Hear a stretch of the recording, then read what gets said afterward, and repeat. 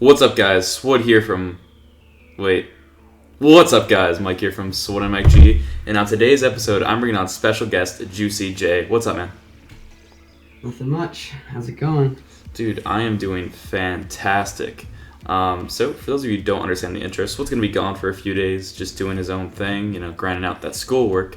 But he'll be back this weekend, bringing you guys that quality Swood content. But in the meantime, you're just stuck with this beautiful face. So, Juicy J, what happened today? What did you do in the Path to Pro PLEXCHAT series? Well, I just thought, hey look, free 10k, let's play. And then, got third, not too bad, not the best, but did pretty good. Alright, so what deck did you use? It looks like you were playing a new version of Zapbait? Yeah, I'm pretty sure somebody just said, hey, let's take all the Zapbait cards and put them in one deck. And then, now it's a thing, and it's really cancerous. It kind of looks like that, so I'm just going to have this random replay chilling in the background. It's called Really Close Game vs. 3 Musketeers, where we talk about what this event is, because a lot of people at home might not necessarily know what it is, but it kind of goes in line with the new series I'm doing on my YouTube channel called Becoming a Pro. That first video on that will be journaling, and it's coming tomorrow. So I figured this might be a good prelude into the whole thing. So what is the Path to Pro thing on PLEXCHAT? Yeah, for sure, the PLEXCHAT Path to Pro series is kind of a thing where like beginners, they get to kind of prove themselves, and eventually when you get through the stages, the winner ends up being a professional for either Tribe, Queso, Nova, or Sandstorm. Okay, so it's just a cool way for new people to the competitive scene to kind of prove themselves as a player. Alright, so if what I'm hearing is correct, professional players like ourselves can totally just go in there and steal ourselves some contracts? That is definitely a possibility. Yes.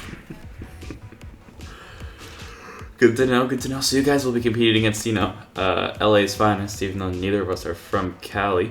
But, yeah, you don't worry about stuff like that.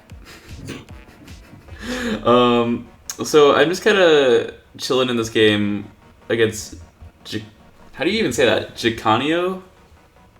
From Insurgencia? Yeah, Three Musketeer dude? Right. Do you think 3 Musketeers is a good matchup for you? Because you don't really have a big spell. Yeah, sure. I think it's definitely an amazing matchup. It can get kind of iffy if you play it really bad, but you should probably win that every time just because you have the Megaknight and the Poison and the Miner for the pump. Oh, right, you have a big spell. I totally just fucked up there. So what led you to the conclusion that, playing a big spell is important? Because I've seen a lot of Zapbait decks right now running, like, Spear Goblins and stuff, and, like, slowly transitioning from Huts and, the big spell still. Why are you still playing it?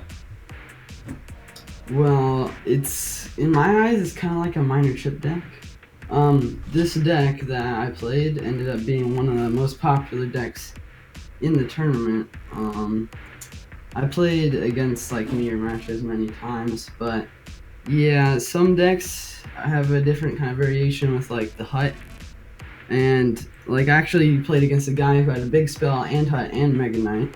He just got rid of the Goblin Gang in my deck, but I think the big spell is generally really important just because you need to finish matches sometimes, and that's what the Poison's for. Makes sense. Is this like... Wow, I just like low-key ripped there. Is this one of your favorite decks for now, or is it like one of your go-to decks, or is it just kind of something you whip out from time to time? Yeah, it's definitely one of my favorite decks, or I probably wouldn't have played it in this tournament, but it's definitely really solid. Like, you cover your bases on defense really well. You have Poison Zap, and you can have like the Minor Chip for win condition, or you can have your Zapbait cards just go crazy on power 2. Alright, cool. Really so, what game did you want to go over first? Let's go with the replay against Demon Puppy.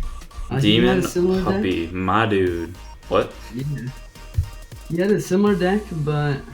Okay, tell me when you want to start. Okay, I'm just gonna start up right away, go to 257, and pause that shit.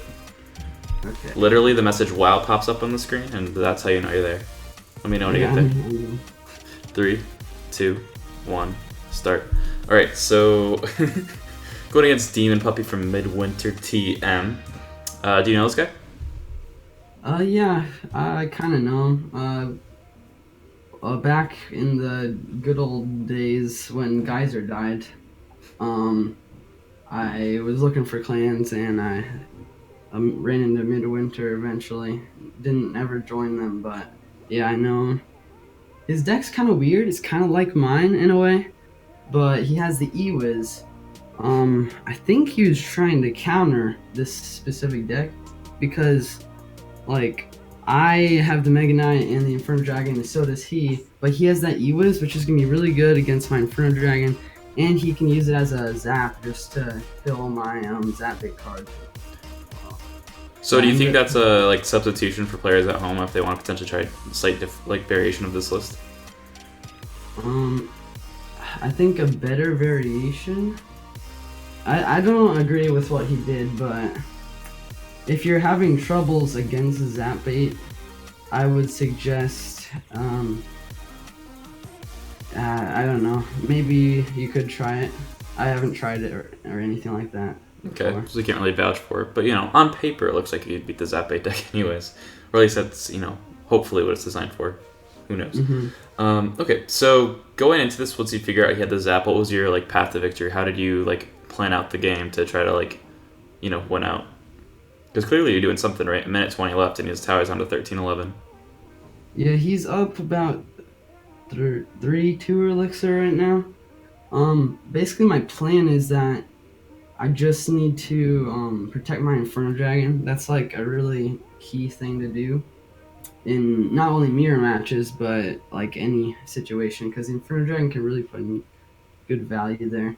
So the reason why I put that Skeleton Barrel there is I just want to protect my Inferno Dragon, obviously. And I was actually able to distract that Electro Wizard, and my Inferno Dragon was able to take down his Mega Knight fairly low.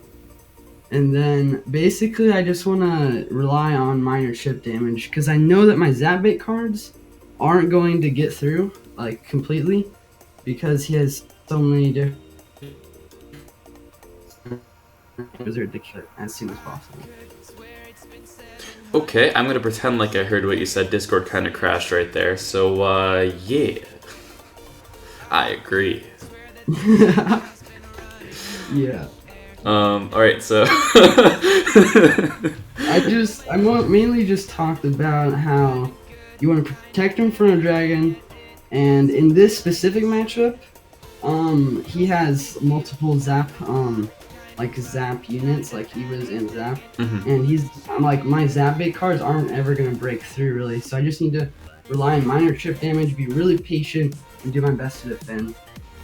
Yeah, watching like this game, that's kind of something I really like about this version that I don't think like the pure Zapbait deck has. Is like the pure Zapbait deck with like the Spear Goblins and stuff is a lot easier to counter if you have stuff like E-Wiz, but this version you can rely on stuff like minor chip to actually, you know, get damage through, which I think the other build kind of lacks a little bit, because you know minor chip is pretty effective most times. Yeah, so I like it. Big fan. Okay, so what do you think this like the hardest matchup for this deck is? The hardest matchup for this deck, that's pretty tough. Oh, I would definitely say Expo, I think. Well, no, that's not that hard, because you have the Mega Knight, which is really good against Expo. Yeah, I'm not quite sure. Basically, any deck where they're like, man, I hate Zapbait, I'm gonna bring 3 spells. Those decks are the worst. So I take it you don't like going against stuff with Tornado, Poison, and Zap? Yeah, anything like that, that kind of sucks to go against, just because you have a really hard time getting it. But other than that, this deck's really versatile, and I don't see it losing to a whole lot. Maybe, no, not even like Golem, just because you have the ability just to spam if they place Golem, and then your Inferno Dragon is so reliable on defense. Okay, makes sense. So the last question I really have for you before we just go into some like super in-depth, really intense play-by-play commentary, where we totally don't sing some really gay shit. I didn't say that out loud, don't worry about it. Is this deck good in Grand Challenges? I'm assuming it is. I'm assuming it's like the best 12-1 deck ever, but like just want to clarify, just want to confirm before I can clickbait my video. Yeah, for sure. It's definitely really good. Yeah, I've gotten quite a few 12 wins. I can't really count, but yeah, it's really nice. You probably wondering like substitutions for the legendaries. The minor, it's really hard. Yeah, you can't substitute that in this deck just because it's kind of like centered around the minor poison concept. Yeah, for sure. And then if you don't have Mega Knight, you definitely want to use P.E.K.K.A. just because you have a big like a big tank killer kind of thing. Okay. Well, it's not really a tank killer, but you're gonna have something against, or Mega Knight's not really a tank killer, but P.E.K.K.A. would definitely be.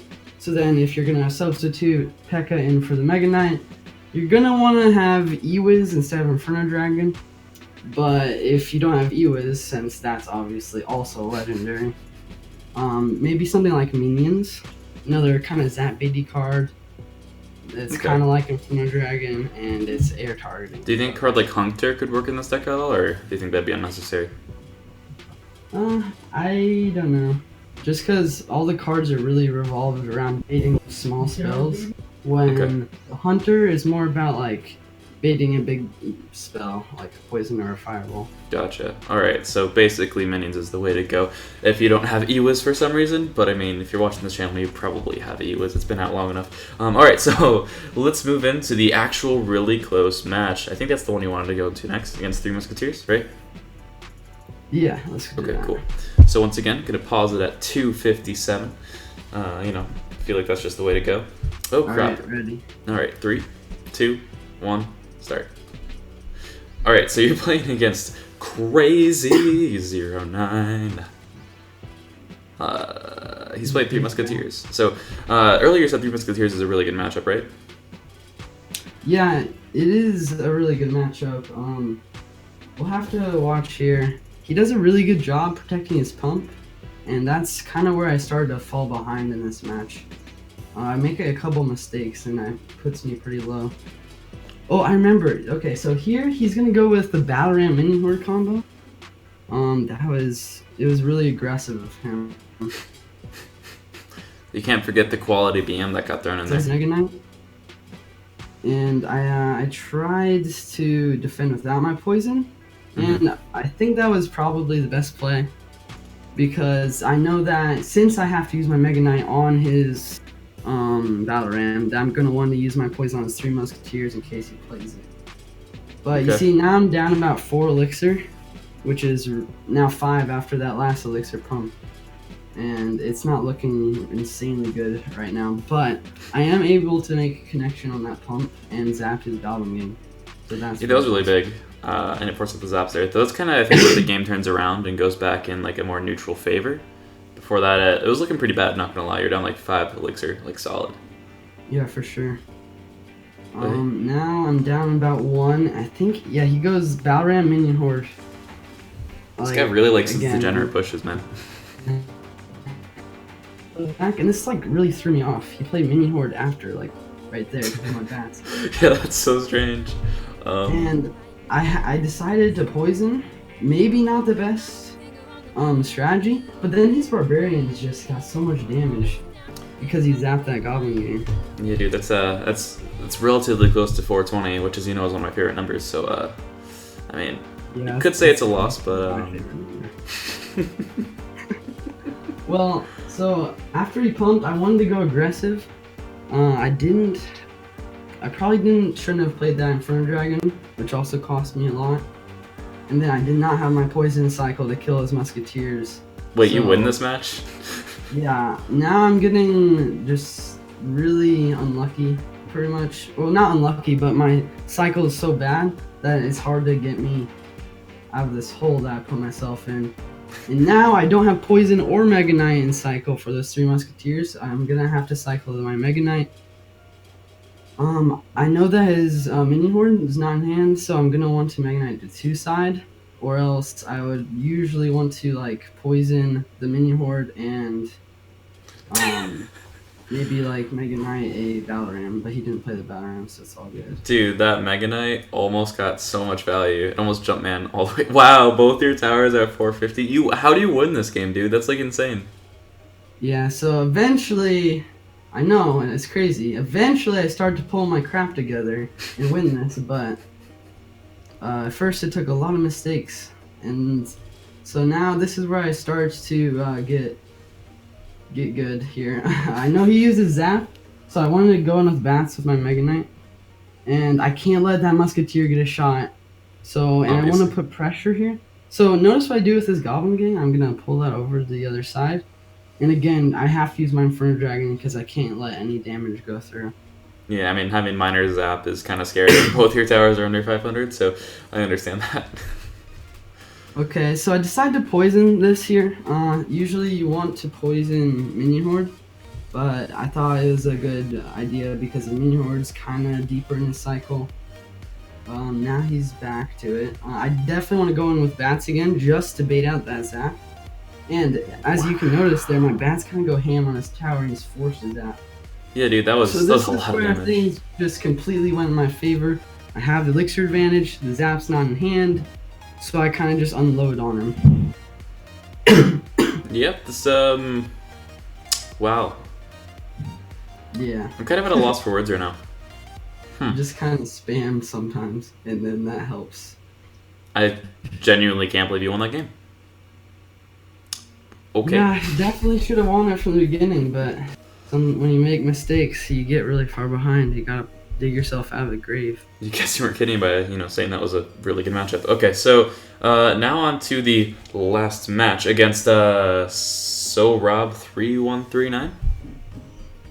Oh yes. Yeah. All right, that looks suspiciously like a mirror match, but he doesn't have poison. Instead, he has spear goblins. Is that the only difference? 257, best number, except for 420 is better. But I don't think you get a game to 420, unfortunately. We could try though, and you can't do 69 seconds either. It's like all the good numbers, just Supercell just won't let it have us, man. Let's just hashtag get 69 in Clash Royale and just make it happen. Okay, so 3. We just need to extend the minute by 9 seconds. Exactly. That's 69 instead of 60. Countdown from 70. Global petition, baby. All right, 3, 2, 1, play. All right, so also, sorry, but I was just gonna say sorry that I kind of sound sick. So yeah, Juicy J has been quite ill the past few weeks. Rest your soul. Okay, so as you see there, I wanted to make sure to spear gobs with my Skelly Barrel, and then I got a really value Zap hitting both the Goblin Gang and his bats. He's actually really far ahead in elixir, or not that bad, just 2, but definitely at an elixir deficit right now. Yeah, man, you're just down like a casual 1 or 2 elixir. It's fine. It's fine. We don't, small trades. Yeah, for sure. I'm forced to use my Megaknight on his Skelly Barrel here, just because I don't have a better option. And respectable. You don't really want to use the Megaknight when you know that they have their Inferno Dragon in hand. To actually help out and distract an Inferno Dragon. He ends up going with his Megaknight, and I just play my Inferno Dragon as quickly as possible, trying to take that down. And he plays his bats, but my Inferno Dragon barely clutches it, and that's really nice. Wow, your bats lived. I didn't even know you could do that. That's impressive. Yeah, if you actually put your bats like behind the Skelly Barrel, they're gonna fly away, and then you can have them survive. OP. It's a nice trick. Learn something new every day. So he's trying to bait my Zap with his spear goblins.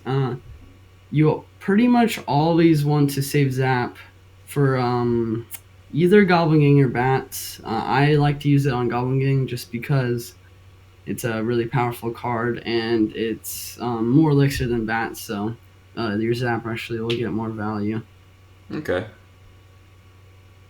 Makes sense. Defending, and after I defend, I want to counter push with Skelly Barrel. And yeah, Miner. Okay, so that's really value poison. First poison of the match. just because, like I said, basically all these cards are just really, small spelly. Mm-hmm. But if you see like the opportunity like that available, Go for it. definitely go for it. Yeah. Oh, this is a good position for you too, because he just plays Megaknight. You have the Inferno Dragon ready at hand, and ooh, nice. Yeah, you can get some good plays in here. Oh yeah, definitely get some value. He had a really nice zap, but it wasn't quite enough. And now I just have this huge counter push. He doesn't have much of anything. I mean, I have to admit, this is pretty entertaining to watch. Just like all the little troops flying around the board. It's like, yes. I had to use my Megaknight there on the counter pushing troops, or I would have probably died. But yeah, now it's counter pushing. And now I'm just trying to figure out some way to end the game, and that's what my poison's for. Getting some value on that Goblin Gang, and that's going to end it. Well, GG, no re. And you got third place in this tournament, right? Yeah, third. Congratulations, dude. Congratulations. Do you have any words of advice for the viewers at home who stuck around through the whole thing? The loyal subscribers, hopefully. And if you're not, what are you doing? Subscribe right now. Yeah, subscribe right now. It's Mike G. Come on, guys. Yeah, dude, you gotta join the G crew. Just gotta do it. But that's basically my only advice. Just subscribe, guys. Dude, Mike's that's awesome. Great advice. Thank you. You have a Twitter. Guys, if you enjoyed the video, go ahead, follow him there. I'll link that shit in the description down below. I'll just like straight link it, so you just click it, nice and easy. Really great guy. Posts a lot of quality content on Twitter. Super plug to you, Juicy. You're an amazing dude. Thanks for coming on the channel, man. It's always a blast. Yeah, thanks for having me on. It's awesome. Well, I hope you guys enjoyed the video, guys. As always, don't forget to like, comment, and subscribe. See you next time.